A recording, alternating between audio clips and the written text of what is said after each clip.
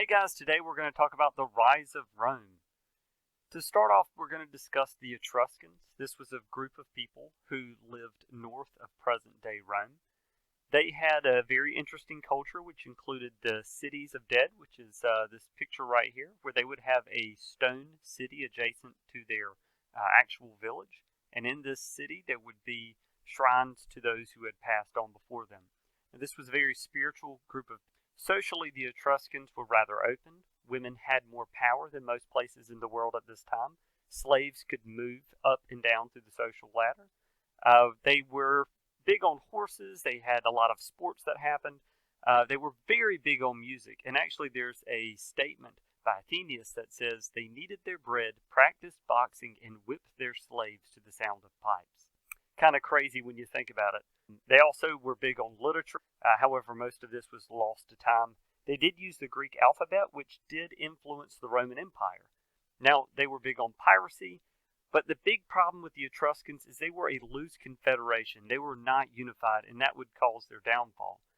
The Romans Sulla and Marius conquered the Etruscans and absorbed them into Rome, but those Etruscans made a big impact on Rome, where the early kings who were actually Etruscan, they helped fortify the city of Rome, they helped pave the Forum, and they helped work on the sewer system and to create that system, which was vital for Rome as a large city. So kind of before and after the time we just talked about, let's discuss Italy. Italy was a loose collection of villages. They had some shared cultures, and there was a lot of small conflicts around. Now, Rome was one of these areas that was built on 7 hilltop villages that had eventually come together to build a larger, more fortified group. They started absorbing and merging cities and villages that were around their area. Now, this was a very slow process that took place over several hundred years, unlike what we think of today, where Rome just was founded. Now, Rome was smart about how they conquered these lands and granted Roman citizenship to a lot of these smaller villages, especially those with similar cultures. Now, there was this territory to the south made up of the Latins and the Latin League, and eventually Rome would defeat this league and they would join them and become their leader. And that's how Rome became associated with Latin. Times were not always good. Rome was sacked, but it did eventually bounce back and start to grow again. Now, an important concept that came during this growth period is that of a Pyrrhic victory. There was a king Pyrrhus, which had come from Greece to defeat the Romans, and while he did win his battles, he lost most of his army, and now Pyrrhic victory means that you win something at such a large cost that you really lose. The 3 main methods of Roman conquest went as follows. You had annexation, where you would directly conquer lands and grant those citizens either full citizenship or partial citizenship without the right to vote. You had colonization, where you would create Roman colonies in defeated people's territories. And you had alliances, where you would allow a region to keep its autonomy, however force it to pay a tribute and promise supplies. Now, it's very important that Rome kept these conquered people as happy as possible so that they could supply Rome and support Rome when it was needed. The Republic was initially a kingship, however it was overthrown. The Republic was structured as follows. You had 2 co-councils, which were executives that held veto power over each other.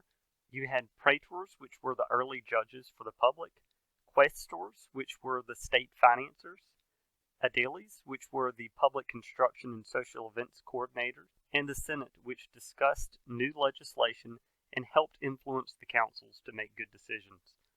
Now, the social structures went as follows. You had patricians, who were the original ruling class, and the plebeians, which were the commoners. These 2 social structures would continue, however, they would be granted equal rights after some social unrest. And every once in a while you would actually have a dictator, but not like we think of today.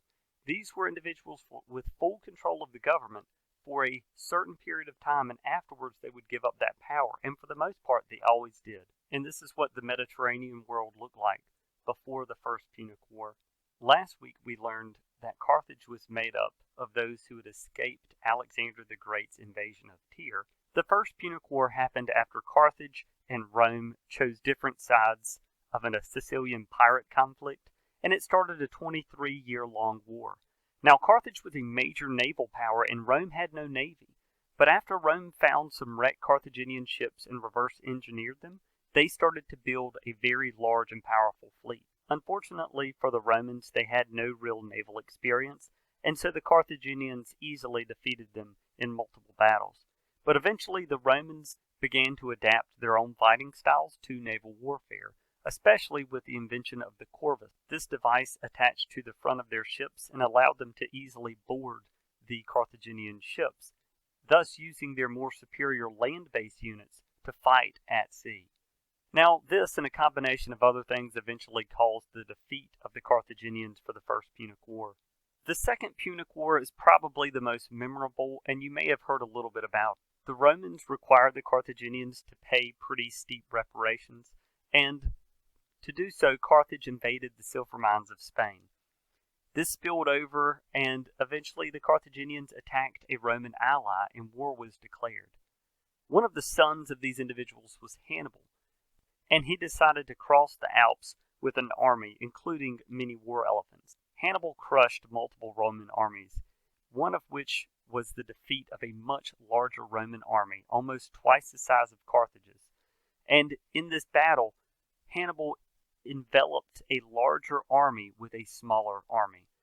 There was so many deaths that the Carthaginians eventually started to take prisoners because their arms were too tired from slaughtering the Romans.